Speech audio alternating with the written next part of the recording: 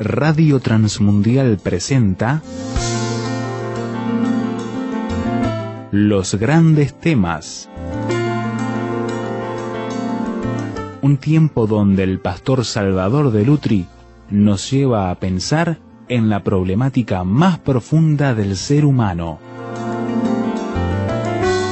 Los Grandes Temas. ¿Cuáles son los errores que hay al interpretar la ley de Dios? Dios dio la ley y los hombres construyeron detrás de ella ritos y derivaciones que Jesús corrige.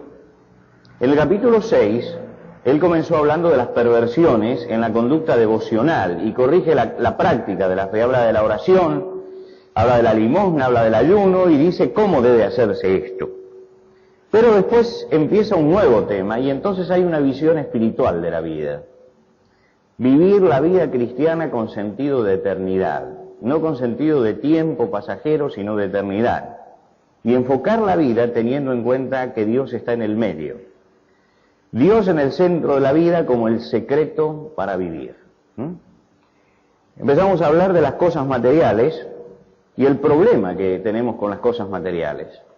Si yo saco a Dios del centro y lo pongo en un costado, las cosas materiales se transforman en mis posesiones. Cuando Dios está en el centro, yo entiendo que Dios es el dueño de todas las cosas.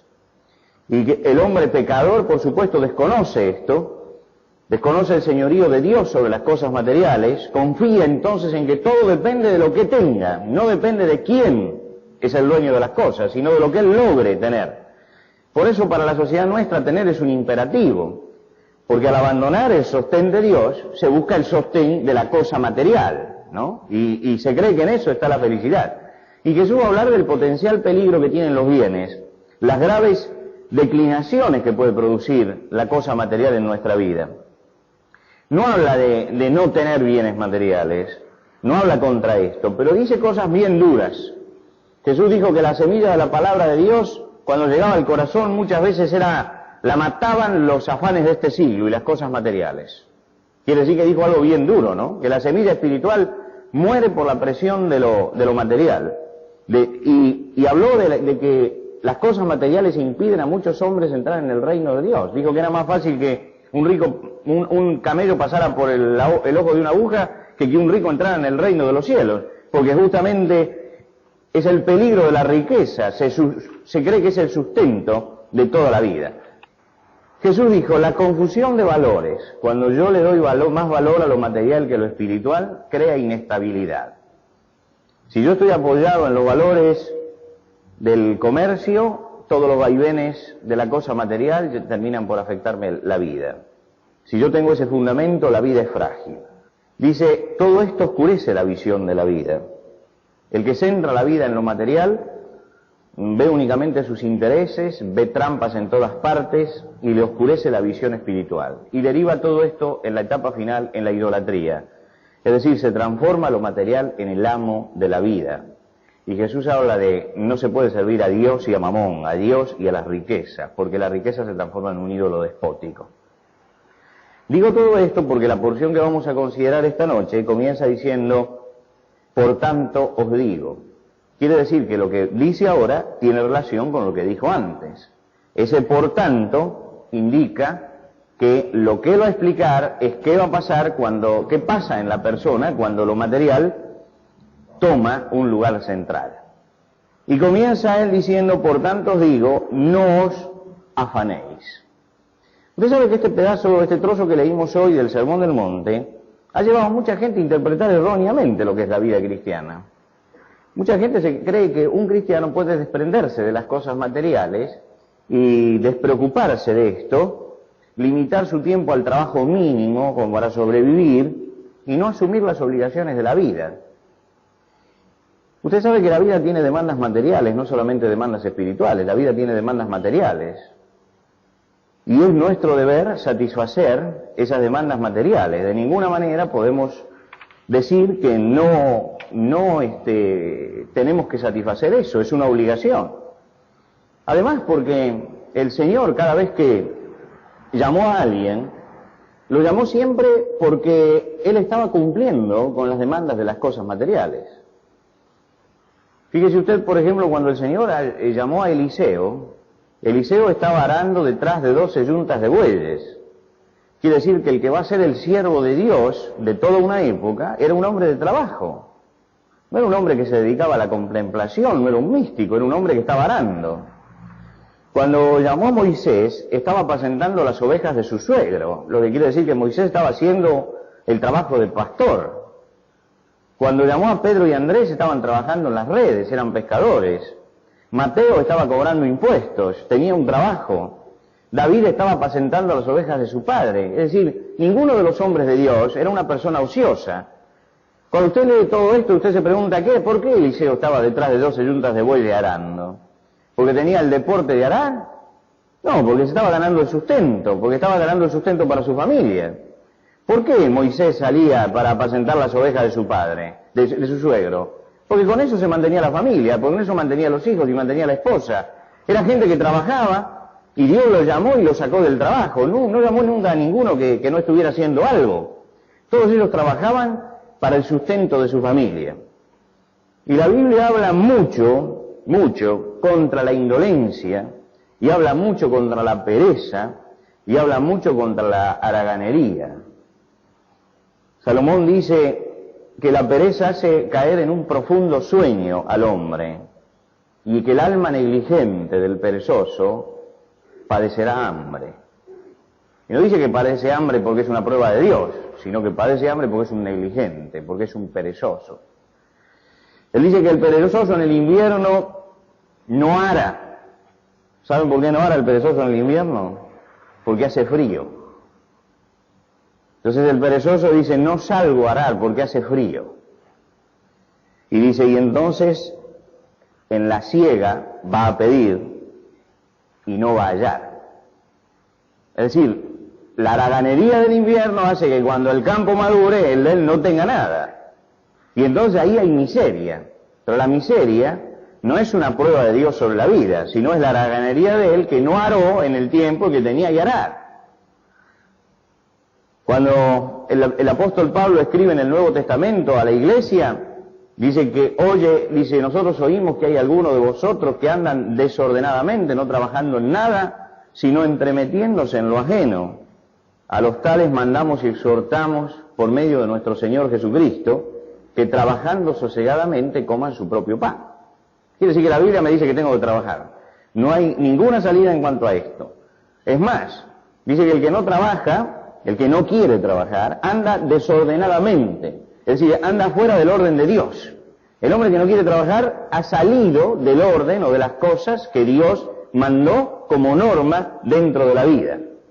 Ha salido de la disciplina que Dios da. No dice el que no trabaja. En este momento hay muchos que no trabajan por la falta de trabajo.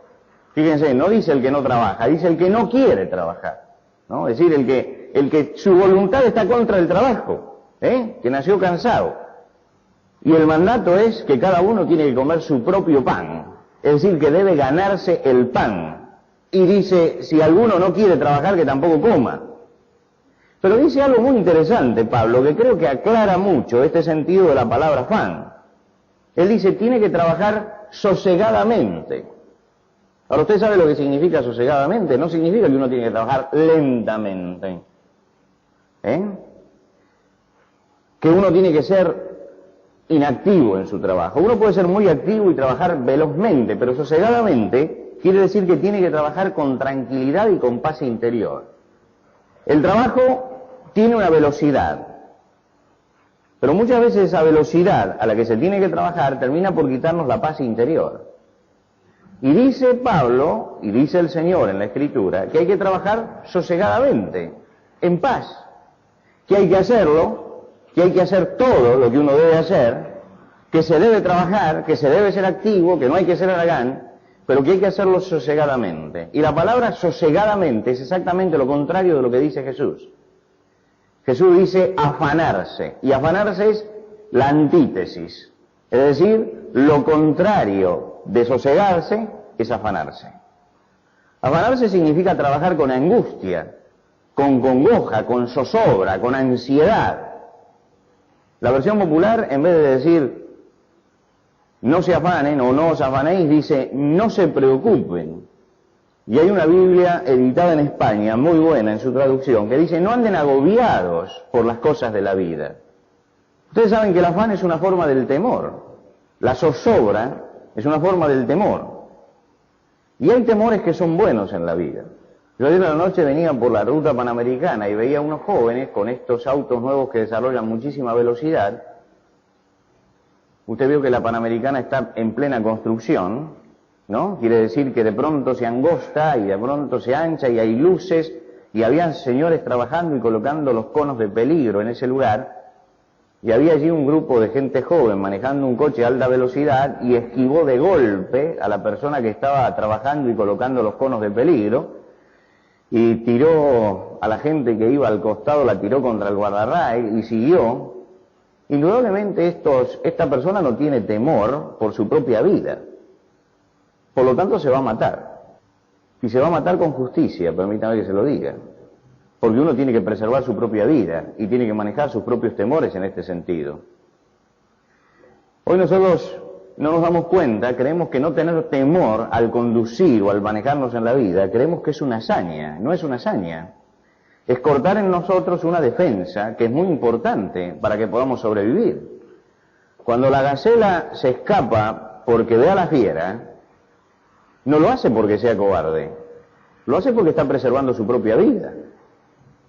Cuando tenemos temor al manejar un automóvil en una boca calle y no la pasamos a toda velocidad porque puede venir otro, no es porque somos cobardes, es porque tenemos un sano temor por preservar nuestra vida y la vida ajena también.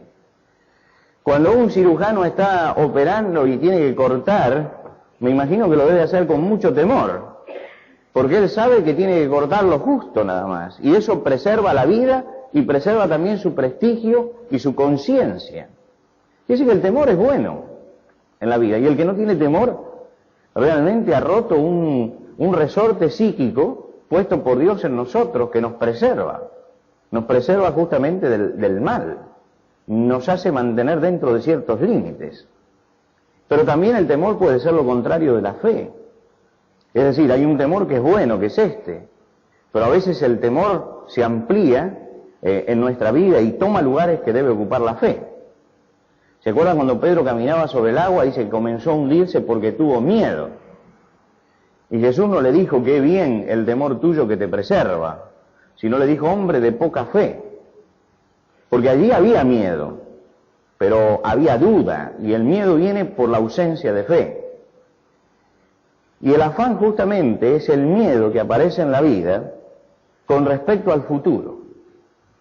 Nosotros no vivimos en un mundo calmo y tranquilo. Vivimos en un mundo incierto, un mundo que puede en cualquier momento revertirse una situación económica mundial o local, y esto se puede suceder en 24 horas. Y nosotros mismos podemos revertir nuestra situación económica en 24 horas. Una guerra, cuando hace muchos años era impensable que la Argentina entrara en guerra, y un día nos despertamos todos y estábamos en guerra. Esa mañana nos encontramos todos con que estábamos metidos en un país en guerra. Y una guerra puede trastocar todos nuestros valores. La enfermedad. ¿Cuántas veces la enfermedad de la cabeza del hogar trae un problema económico después a la familia? La muerte de un ser querido. Quiere decir que no estamos en un mundo estable. Y muchas veces cuando trabajamos y cuando nos organizamos materialmente, esa inestabilidad de lo que puede pasarnos alrededor hace que empecemos a tener afanes y ansiedad. Empezamos a pensar: ¿qué pasaría si faltara la cabeza de la familia? ¿Qué pasaría frente a esto? Y entonces trabajamos más porque queremos suplir esa necesidad. Y entonces el trabajo se transforma en preocupación, en ansiedad, en congoja. Y allí empieza a ser el trabajo penoso, trabajoso. Pero no es porque tengamos un temor que sea sano, sino porque tenemos un temor que es ausencia de fe. Es decir, la fe entra a gravitar sobre nuestra vida cuando nos manejamos con lo material. Y Jesús da dos razones por las cuales alguien debe trabajar y no debe preocuparse por todas estas cosas.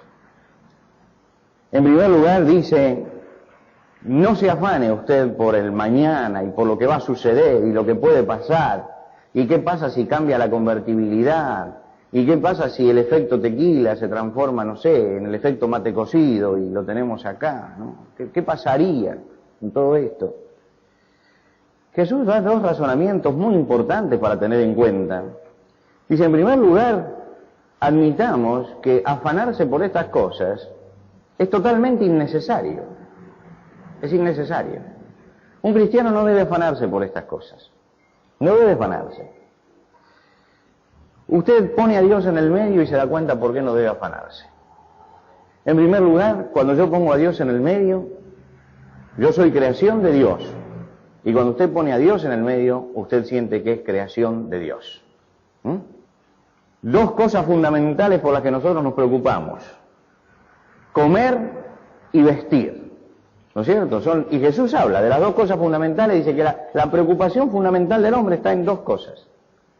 Y si no se da cuenta que el comer y el vestir es para preservar dos cosas que son creación de Dios. Comemos para preservar la vida y nos cubrimos para preservar el cuerpo. Y tanto la vida como el cuerpo son creación y propiedad de Dios. Quiere decir que tu vida y mi vida, tu cuerpo y mi cuerpo, son creación y propiedad de Dios. Entonces dice el Señor, tienes que trabajar para sustentar el cuerpo. Y tienes que trabajar para cubrir el cuerpo. Es verdad. Pero no te afanes por eso. Porque no te olvides que la vida no es tuya y el cuerpo no es tuyo. No es tuyo. Y pone un ejemplo. Un ejemplo que está fuera de nosotros. Jesús, como todos los grandes maestros y como el divino maestro, sabía poner el ejemplo exacto. Y en este momento, para estas cosas, es mejor mirar no el problema de uno, sino mirar como si el problema estuviera fuera. Y Jesús dice, miren las aves del cielo, que no siembran ni ciegan. Y no podrían hacerlo, porque no saben hacerlo. Ni recogen en graneros, y vuestro Padre Celestial las alimenta. Ahora, me lleva a mirar esto, ¿no? Las aves son limitadas. Dios las creó así, son propiedad de Él, y Dios las creó limitadas. No saben sembrar, ni saben cosechar. No saben poner un granero y guardar las cosas.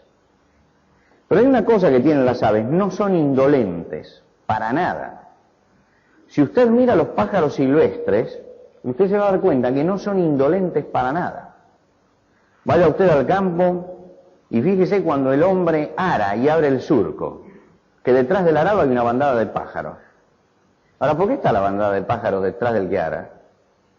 ¿Por qué cada hombre que abre un surco en el campo tiene una bandada que viene detrás?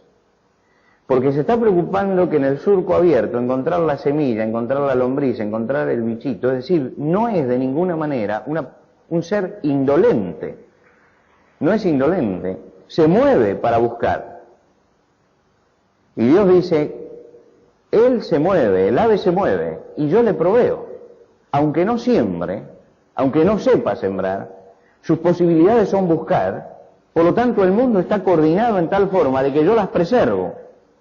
Y las preservo poniendo al alcance de ellos lo que realmente necesitan para su sustento.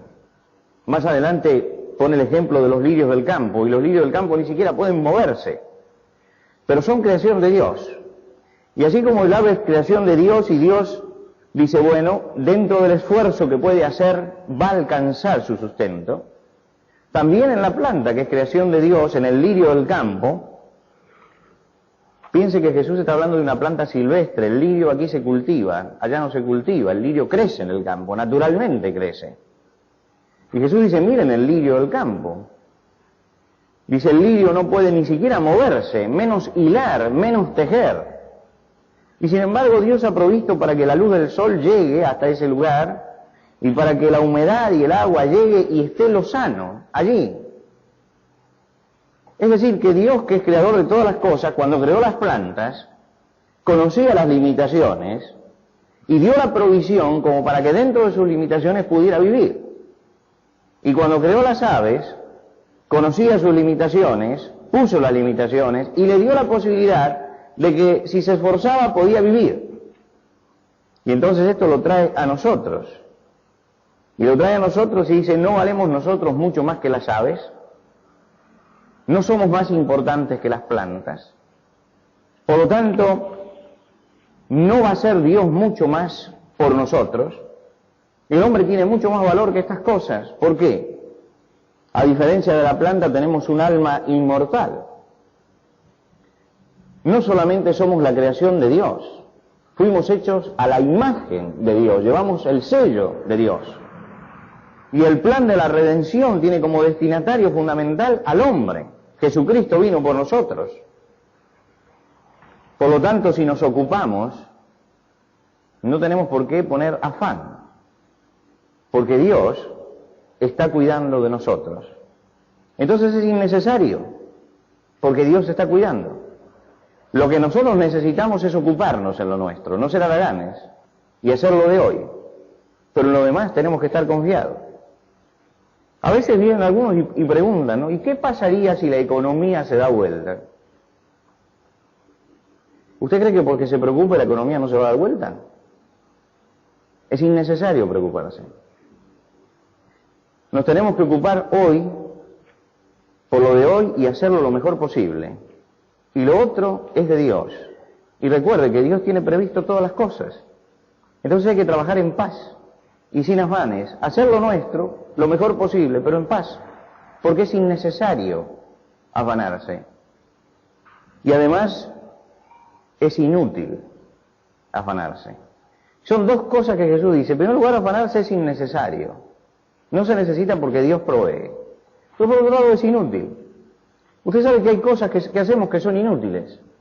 Cuando usted va a sufrir por algo, piense si eso por lo que va a sufrir tiene alguna utilidad sufrir. Piense usted eso. Y usted se ahorra el 90% del sufrimiento en la vida. ¿Se acuerdan ustedes de lo que sufría Ana porque era estéril? Lloraba y no comía, y sufría, y sufría, y sufría. Y el sufrimiento hizo algo en Ana. Es decir, porque sufría se le fue la esterilidad. No, ella podía sufrir toda la vida. Ella se describe y dice, por la magnitud de mis congojas he hablado hasta ahora. Sufría, nada más. Pero hay un momento en que deja de sufrir, que se da cuenta que es imposible para el hombre y lo deja en las manos de Dios. Y entonces se da cuenta que sufrir es inútil. Es inútil. Hay un momento cuando se va a descender del avión, cuando el avión desciende sobre cualquier lado, sobre cualquier ciudad, que el avión baja hasta cierta altura, no sé, está más o menos a 2.000, 3.000 metros, y a los 3.000 metros de altura el avión hay que enderezarlo para que agarre la punta de la pista, ¿no? Entonces, el avión viene con una dirección, pero desde la torre de control le dice tienen que girar a tal lado, en tal forma, para agarrar la punta de la pista. Y usted sabe que el avión no gira manteniendo el nivel, sino que cuando gira se inclina para girar. Entonces, cuando uno llega está mirando por la ventanilla, y de repente el horizonte empieza a subir, y sube, y sube, y sube. Y si usted está del otro lado, peor, porque el horizonte empieza a bajar, y usted empieza a mirar el cielo así, las nubes, y se le va la tierra. Y ahí es interesante porque los que llegan por primera vez se agarran del asiento y hacen fuerza para enderezar el avión. Y usted los ve que hacen fuerza, pero es real esto que le digo, hace fuerza. Y yo cuando aparece esto me pongo a mirar, porque es de lo más divertido, ver como un avión que tiene 70 y tantos metros, 400 personas y no sé cuántas toneladas de peso, y un señor sentado porque se inclina, empieza a hacer fuerza para enderezarlo, qué inútil. Y sin embargo yo he visto gente que se pone tensa y se pone roja haciendo fuerza, y usted ve que las manos, la mano del lado que se inclina, donde quiere forzar, aprieta allí, totalmente inútil. Y Jesús dice, mire, que usted se afane por esto, es totalmente inútil, no puede enderezar el avión, no lo puede enderezar. Entonces no trate de enderezarlo, porque es inútil. ¿Quién de vosotros podrá, por más que se afane, añadir a su estatura un codo? Usted sabe que esta palabra, añadir a su estatura un codo, puede tener dos traducciones diferentes. Puede ser añadir a su estatura un codo, crecer 45 centímetros, o puede traducirse añadir a su vida un codo. Es decir, prolongar el tiempo de existencia sobre la tierra. Y puede traducirse en las dos formas. La versión de la Biblia que nosotros tenemos ha escogido el hecho de la altura, pero puede ser también la edad. Por más que uno se esfuerce, no puede alargar porque el tiempo de la edad está marcado. Por más que uno se esfuerce, no puede crecer. Dios es el que marca la estatura de la persona. Y a lo sumo podemos hacer trampas, ¿no es cierto? Poniendo un taco alto para que parezca más alto, ¿no? Pero es trampa. La altura la puso Dios y eso es imposible que lo toquemos. Y Jesús dice, mira, afanarse es inútil. Es tan inútil como si uno mide 1,50 m y querer medir 1,90 m. Por más que se afane y que llore y que gima, va a medir 1,50 m y tiene que aguantársela. Afanarse es inútil porque las cosas no cambian. Pero entonces nos llama a nosotros a tener actitudes frente a esto.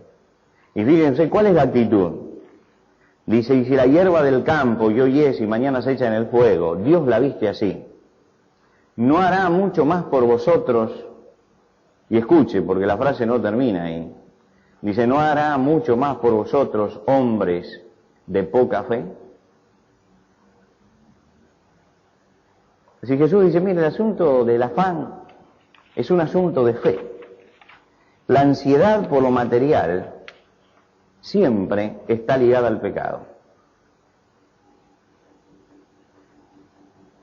Es duro decir esto, ¿no es cierto? La ansiedad por lo material siempre está ligada al pecado. Cuando usted tiene ansiedad por lo material, es o porque no se ha ocupado de hacer las cosas como se debe, no ha hecho las cosas con la seriedad que se debe, entonces está ansioso. O no tiene la suficiente fe en el Señor que tendría que tener, porque si las hizo como se debe, entonces tiene que tener fe. Quiere decir, cuando uno se pone ansioso por el futuro, es o porque hizo las cosas mal, o porque no tiene la fe en el Señor. Estamos hablando siempre de estas dos cosas. Si usted hace las cosas mal, hace negocios alocados, no va a dormir y va a sufrir. Pero no se olvide que es causa del pecado, porque Dios le mandó que los hiciera bien y correctamente. Si los hizo mal, es el pecado. Y si usted hizo todas las cosas bien y no duerme por eso, entonces es porque no tiene suficiente confianza en el Señor. Porque si el Señor cuida de todas estas cosas, ¿cómo no va a cuidar de nosotros? Y escuche esto. Creo que este es un versículo que lo tendríamos que buscar en nuestras Biblias y subrayarlos en serio y tenerlo allí. Dice el apóstol Pablo a los romanos, el que a su propio Hijo no perdonó, sino que lo entregó por todos nosotros, ¿cómo no nos dará también con Él todas las cosas? Piénselo,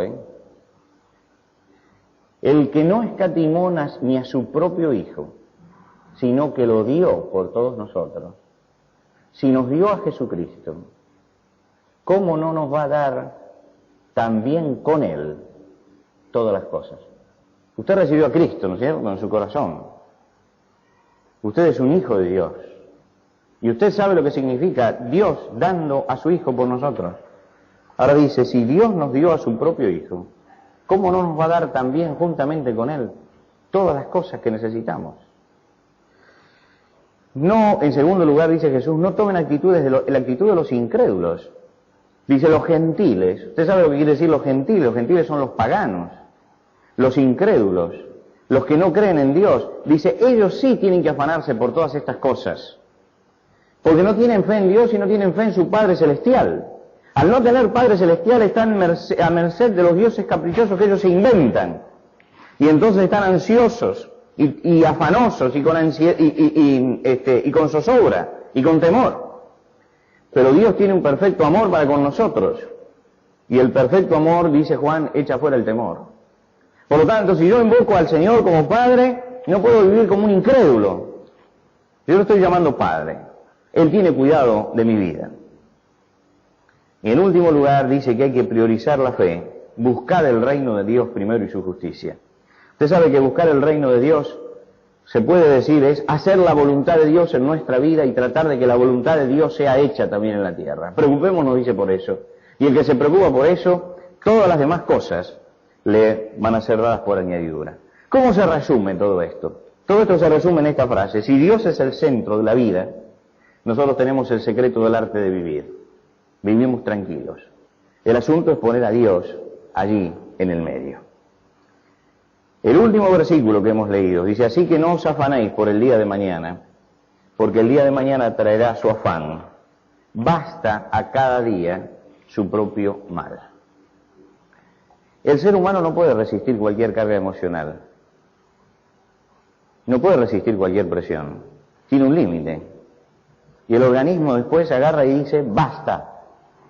Y cuando el organismo dice basta, entonces tiene una úlcera. Porque el organismo le dijo basta. O le agarró un infarto. Porque el organismo le dijo basta. Es decir, que el organismo tiene también un límite. Las presiones de tipo emocionales, las presiones psíquicas, son peores que las presiones de trabajo. Usted se esfuerza durante todo un día a trabajar y cae rendido en la cama. Y al otro día se levanta nuevamente, porque el cuerpo descansó. Pero las presiones emocionales se descargan por otro lado y no se sacan con el descanso, porque usted no puede dormir. Jesús dice, le basta cada día su propio mal. Cada día trae una presión. En un mundo como este, cada día trae su propia presión. Nosotros podemos resistir la presión de este día, no podemos resistir la presión de mañana. La presión de hoy podemos resistir, la presión de mañana no, la presión del mes que viene no, la presión del año que viene no. Si uno quiere enfermarse, se enferma. ¿Usted quiere enfermarse? Se enferma. Empieza a cargar la presión de mañana y del año que viene. Empieza a pensar todo esto. Y usted se enferma. Y entonces lo lleva todo eso a su casa. Piensa en todo esto y usted se enferma.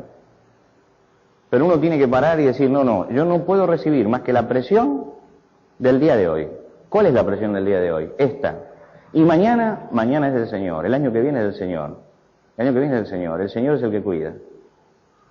Entonces lo que está aquí Jesucristo es previniendo, ahora que se habla tanto de medicina preventiva, está previniendo el infarto, está previniendo todas estas cosas, está diciendo, mire, pare,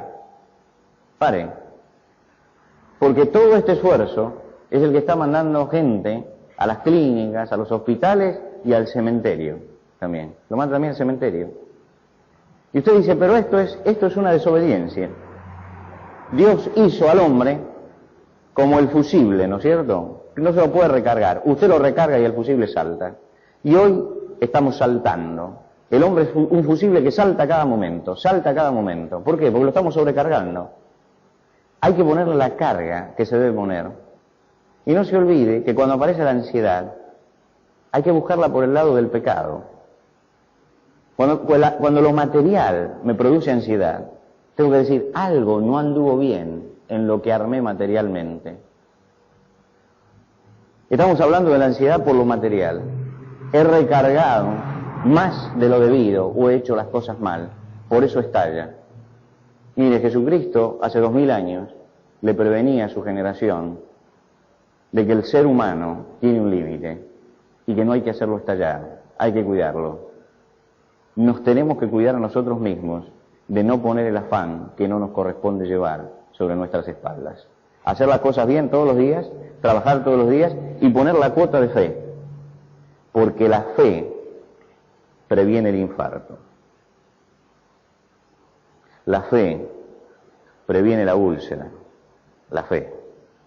Cuando uno confía, se serena en el Señor y previene también la enfermedad física. Así que no os afanéis, le basta cada día su propio mal. Cuando los alcohólicos quieren dejar el alcohol, el sistema es, por un día no lo voy a hacer, por un día no voy a beber. Y al otro día dice, por un día. Y van cargando solamente la presión de un día. Cuando los gorditos quieren adelgazar, dice, por un día voy a hacer régimen. Porque si usted dice, durante toda la vida no voy a comer chocolate, es una angustia, pero usted dice, por este día no voy a comer chocolate. Por este día. Y entonces es manejable. Tenemos que tomar eso, estas técnicas, y traerla acá y decir, por un día voy a cargarlo de este día, no lo de mañana. Y estoy protegiéndome a mí mismo y estoy ejercitando mi fe en el Señor. Padre, gracias porque tú tienes cuidado de nosotros. Porque cuidas de las aves que no saben ni sembrar, ni cosechar, ni guardar en graneros, y tú cuidas de ellas. Y cuidas de las plantas que no saben tejer ni hilar, y tú provees para ellas. Y Señor, te rogamos que despiertes en nosotros, en primer lugar, un sentido de responsabilidad para hacer lo que nos corresponde bien. que no seamos irresponsables al manejar las cosas materiales para no producir después ansiedad en nuestra propia vida.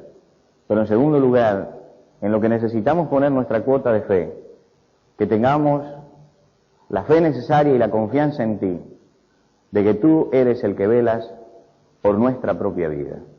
Señor, danos equilibrio espiritual para saber manejar estas cosas y preservarnos de las grandes presiones que tendemos a dejar que graviten sobre nuestra vida para destruirnos físicamente.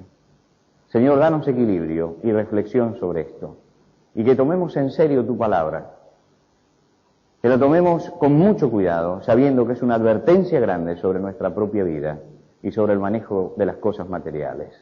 Enséñanos, Señor, a no poner por lo material ansiedad sobre nosotros, temor sobre nosotros, a no cargarnos con aquellas cosas que no pertenecen a la esfera que nosotros manejamos. Permítenos tener este equilibrio para tener también la paz tuya. Enséñanos, Señor, en lo material y en el trabajo, a esforzarnos, pero a ser sosegados, a poner lo mejor de nosotros, pero con la cuota de fe necesaria, para que podamos comprobar cuál es tu buena voluntad para nuestra vida. Señor, enséñanos a comprender aquello que decía el apóstol, de que si tú diste a tu Hijo por nosotros, ¿cómo no nos vas a dar juntamente con Él también todas las cosas? Para que podamos confiar en esto. Nos ponemos en tus manos, en el nombre de Jesús. Amén. Que Dios les bendiga.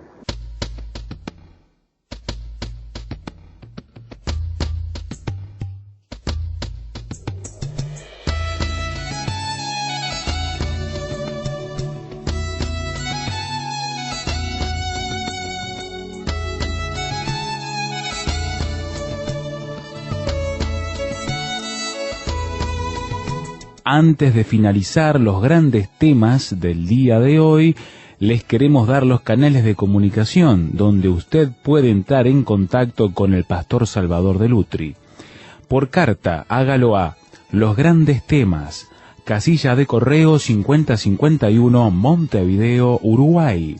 Los Grandes Temas, casilla de correo 5051, Montevideo, Uruguay. Y el correo electrónico, losgrandestemas@transmundial.org. losgrandestemas@transmundial.org. Nos encantaría escuchar de usted, saber cuáles son sus comentarios, preguntas, reacciones e inquietudes sobre el tema de hoy. Por ahora nos despedimos hasta otro espacio de Los Grandes Temas, una producción de Radio Transmundial.